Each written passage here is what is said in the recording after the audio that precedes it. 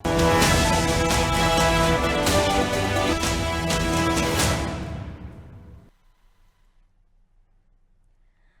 अनादि टीवी देख रहे हैं आप। मैं हूं आपके साथ ऋषिका गुप्ता। हमारे खास कार्यक्रम आपका शहर आपकी खबर में आपका बहुत स्वागत है।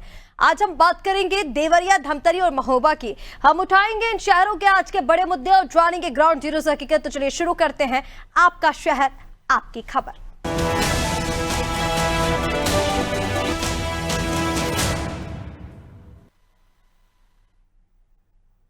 और चलिए सबसे पहले बात करेंगे यूपी के देवरिया की, जहां अस्पताल परिसर कूड़ा घर बनकर रह चुका है, जिससे मरीज परेशान है।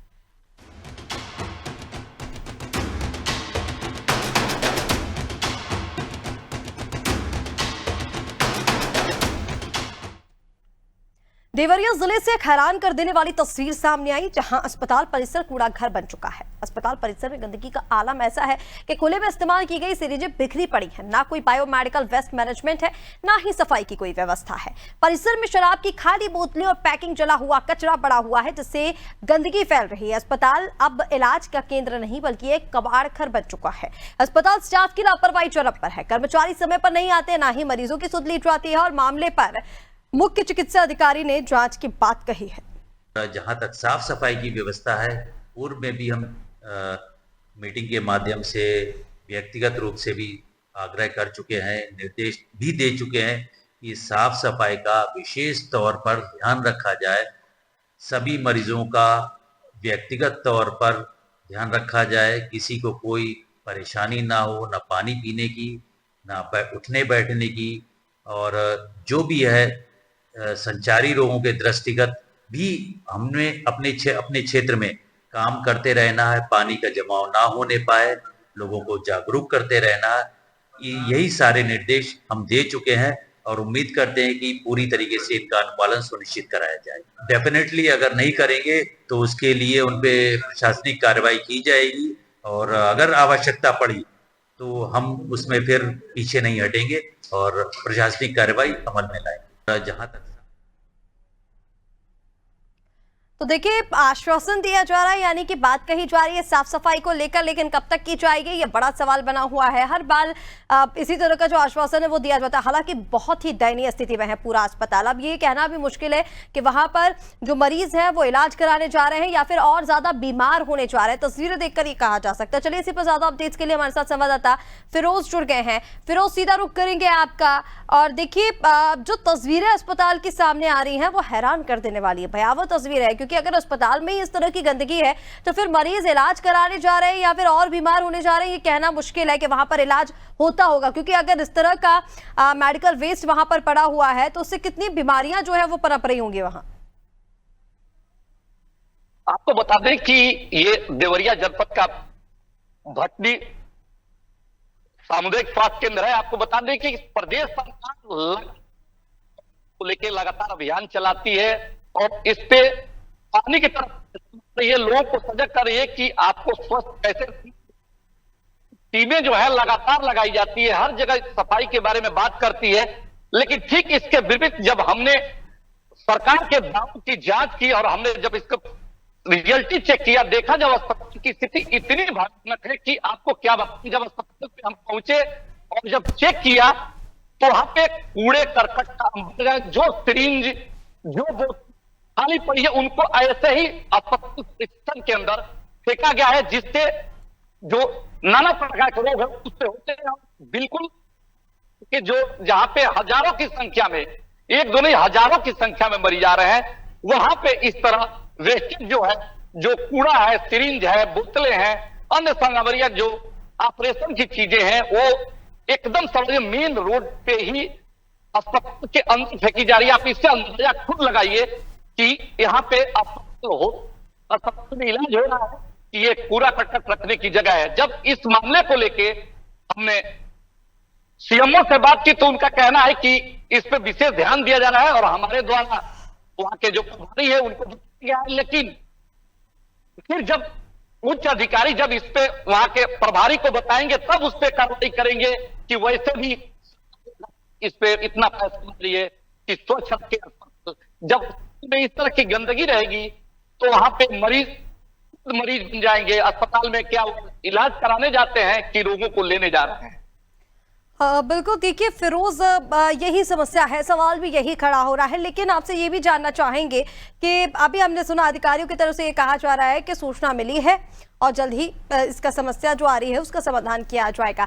लेकिन इसके साथ ही ये समस्या लगभग कितने समय से बनी हुई है, कितनी बार अधिकारियों को शिकायत की जा चुकी है और अभी तक क्या इन तमाम चीजों का सर्वे या फिर कोई मॉनिटरिंग तक करवाई गई है? लगातार हम लोग के द्वारा रियलिटी चेक की जाती है और हम लगातार करते रहते हैं। जब भी चेक करते हैं तब इस तरह की गंदगी पाई जाती है।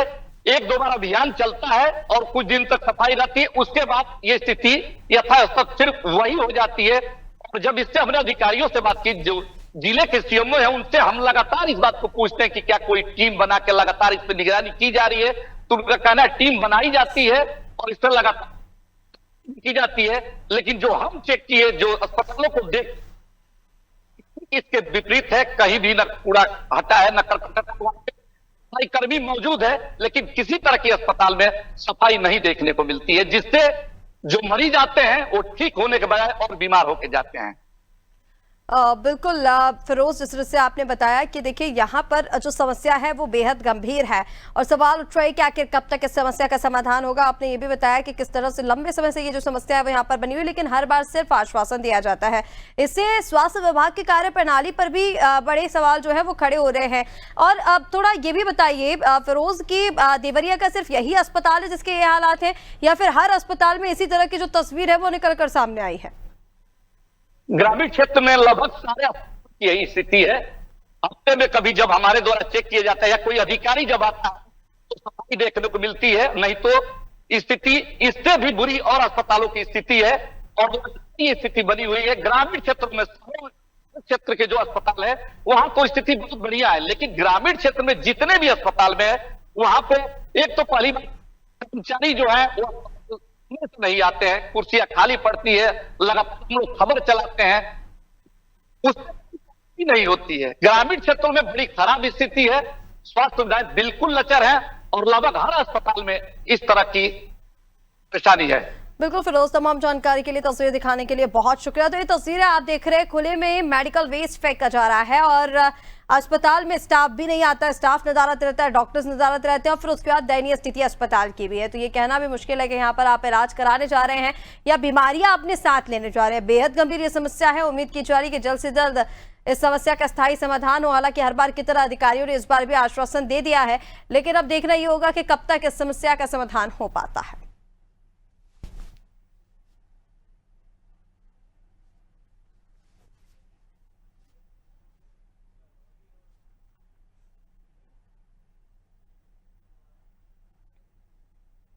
और चलिए आगे बढ़ेंगे और अब बात करेंगे छत्तीसगढ़ के धमतरी की, जहां ग्रामीण काजल नदी पर पुल बनाने की मांग कर रहे हैं।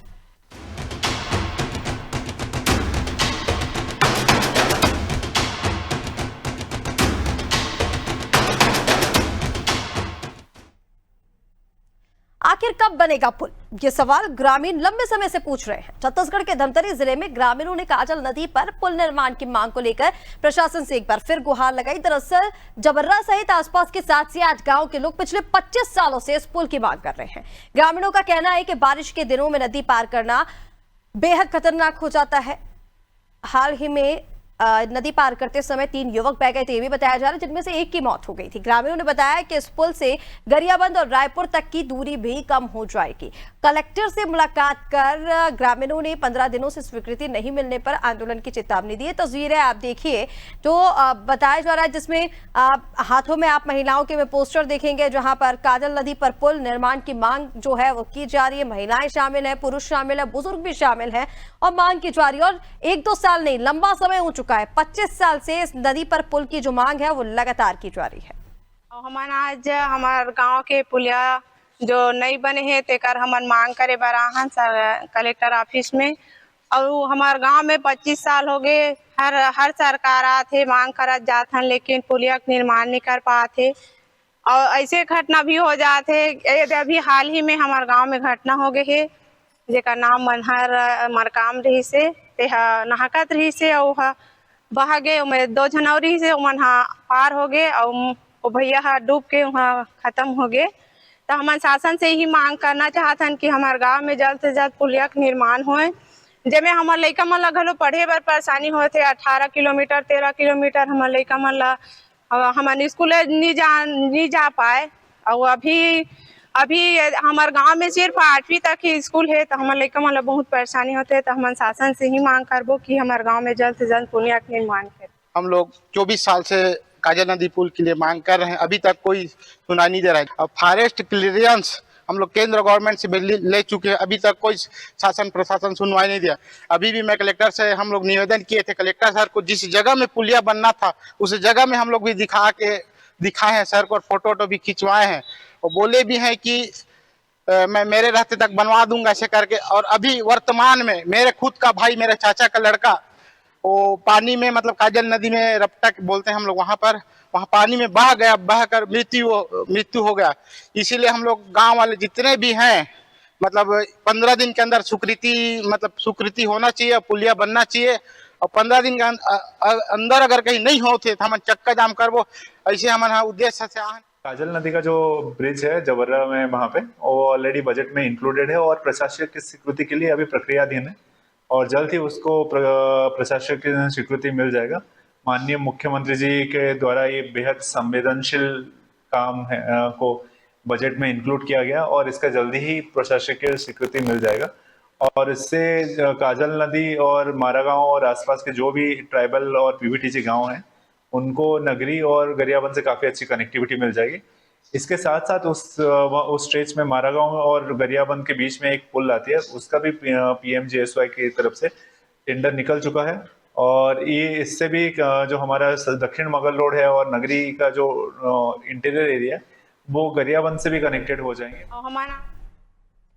तो आप सुन रहे हैं ग्रामीणों का क्या कुछ कहना है। चेतावनी दी जा रही है आंदोलन की, पोस्टर लेकर प्रदर्शन भी किया गया। तस्वीरों में आप देख पा रहे होंगे महिला, पुरुष, बुजुर्ग सभी इस प्रदर्शन में शामिल रहे और ये कहा जा रहा है कि 25 साल हो गए हैं नदी पर पुल की मांग लगातार की जा रही है, लेकिन प्रशासन के कानों में जू तक नहीं रेंग रही। जबकि ये पुल बनने से काफी सारी सुविधाएं ग्रामीणों को मिलेंगी, जैसे कि कहा जा रहा है कि स्कूल 8वीं तक है तो स्कूल को लेकर सुविधा मिल जाएगी। रायपुर की जो दूरी है यहाँ से लेकर उसमें जो अभी जितनी दूरी उनको तय करनी पड़ती है उससे कम समय उनको लगेगा, क्योंकि कनेक्टिविटी जो है वो बढ़ जाएगी। और ऐसे में अभी जो हालात हैं वो ये है कि जान जोखिम में डालकर लोग वहां से गुजर रहे हैं। मजबूरी है उनकी, क्योंकि उनके पास कोई और रास्ता ही नहीं है। चलिए अपडेट्स के लिए हमारे साथ धमतरी से संवाददाता जितेंद्र जुड़ेंगे, कुछ ही देर में उनसे भी बातचीत करने की कोशिश करेंगे। लेकिन ये तस्वीरें आप देखिए, महिलाएं भी नारेबाजी करती नजर आ रही है। काजल नदी पर पुल निर्माण की मांग जिला धमतरी, और ये कहती नजर आई कि अभी आप जिस महिला की बात सुन रहे थे उनकी तरफ से कहा गया कि 18 किलोमीटर दूर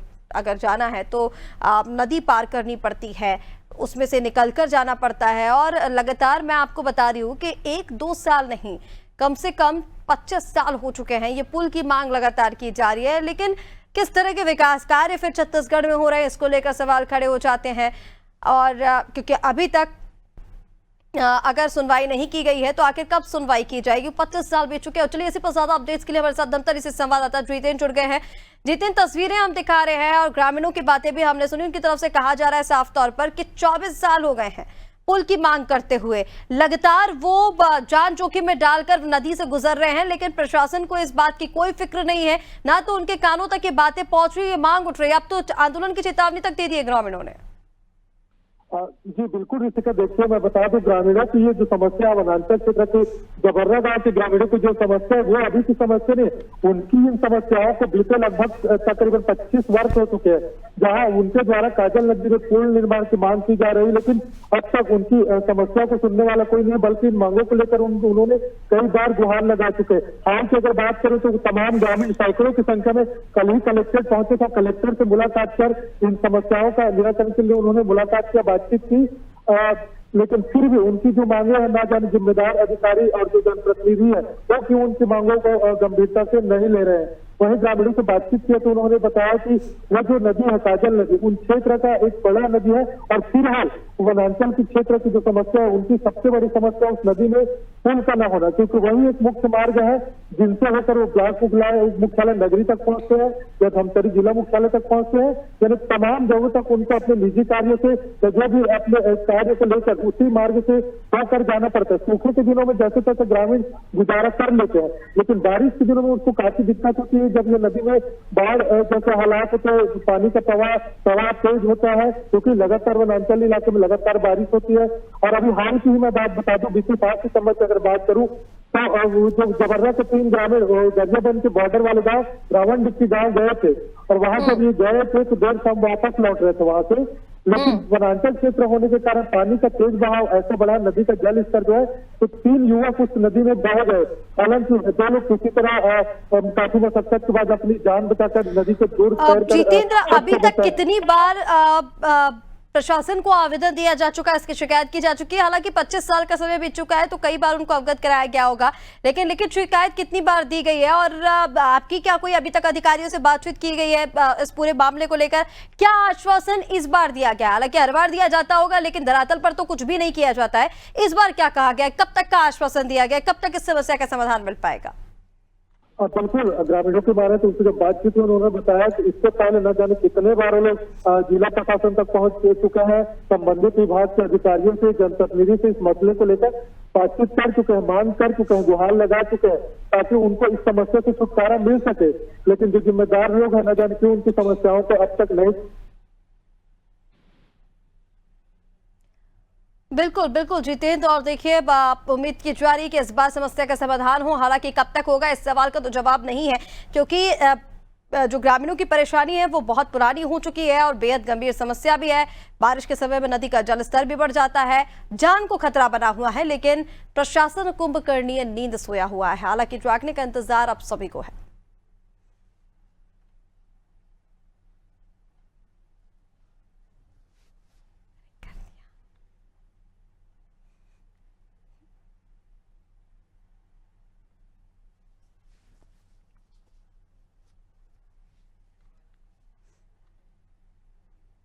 और चलिए आगे बढ़ेंगे और अब बात कर लेंगे यूपी के महोबा की। यहां मतदाता सूची में गड़बड़ी का मामला सामने आया।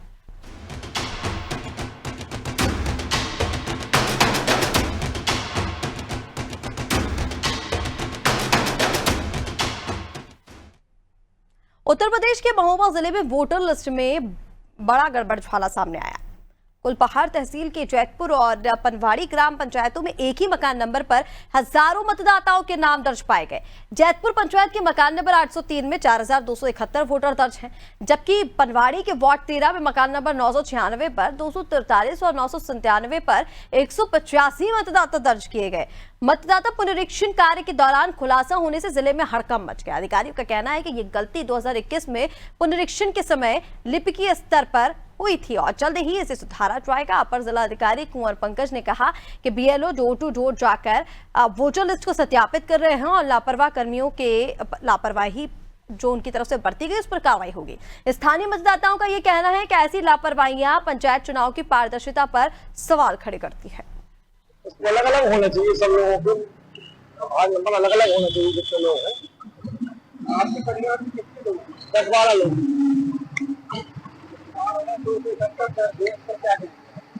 इसमें सुधार होना चाहिए, ऐसा नहीं होना चाहिए। उन्होंने दर्ज किए, गलत किए है। किसकी लापरवाही? जिन्होंने दर्ज किए है। ऐसा संभव है कि एक मकान में आपके साथ मतलब कितने लोग रह सकते हैं? 4000 लोग रह सकते हैं क्या? इसमें लापरवाही बीएलओ मतलब संबंधित अधिकारियों की है, लापरवाही और है। और हमेशा जो है जितनी भी वोटर लिस्टें बनी है सब अनियमित बनी है। ये कहीं मतलब निश्चित नहीं है कि ये एक ही लाइन से बनी है। तो ये 8 में है तो कोई इनका मतलब बंदा 9 में रह रहा है। क्या लग रहा है आपको, कैसे किया गया? ये सब बैठ के काम किया गया है, तो मतलब यहाँ ओपन आकर के नहीं किया गया, डोर टू डोर नहीं किया गया था। वर्तमान समय में जो पंचायत निर्वाचन है उसकी वोटर लिस्ट में बीएलओ को डोर टू डोर सर्वे करके जो है ये कार्रवाई करनी है। जो 2021 की हमारी मतदाता सूची है, पंचायत निर्वाचन में जब होना होता है उससे 1 साल पहले वाली जो मतदाता सूची है उसको हम लोग डोर टू डोर सर्वे करके उसमें जो नाम जोड़ने की कार्रवाई होती है, नाम कोई काटने की, कोई मृतक हो गया, कोई शिफ्ट हो गया, उसकी कार्रवाई होती है, या किसी प्रकार का कोई संशोधन होता है, कोई त्रुटि होती है, किसी के नाम में त्रुटि होती है। जैसे ये मकान नंबर भी एक प्रकार की त्रुटि है। गांव वगैरह में कोई मकान नंबर इस तरह से नहीं होता कि कोई मकान नंबर उस पर पड़े हुए हों।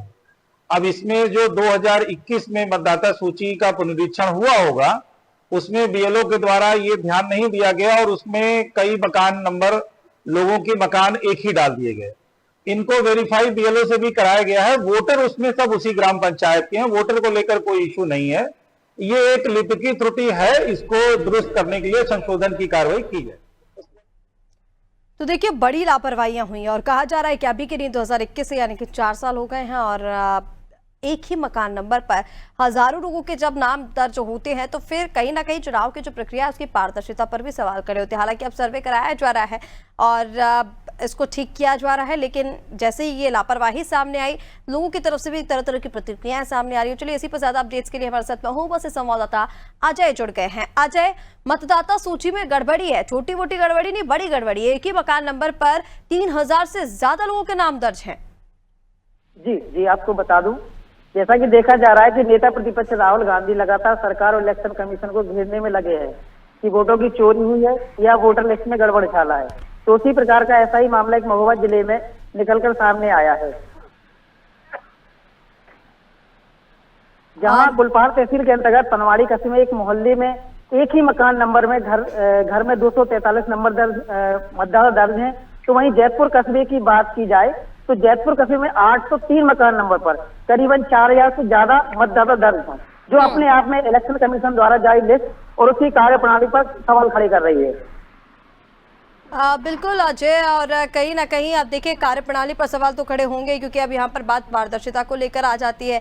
इतनी बड़ी गड़बड़ी कैसे हो सकती है और इतने समय से है, अभी तक इन तमाम चीज़ों का पता क्यों नहीं लगाया गया। हालांकि अब आने वाले समय में चुनाव है और जब से नेता प्रतिपक्ष की ओर से वोट चोरी का मुद्दा उठाया गया है, तभी से लेकर इन तमाम चीज़ों को लेकर खुलासे भी किए जा रहे हैं, चाहे पक्ष हो या विपक्ष, दोनों की तरफ से इस बात पर तो एग्री दोनों ही पार्टियां हैं कि वोट चोरी हुई है, वोटों में गड़बड़ी हुई है। हालांकि अब देखना होगा कि इस समस्या का कैसे समाधान निकाल जाता है। फिलहाल तमाम जानकारी के लिए बहुत शुक्रिया आपका।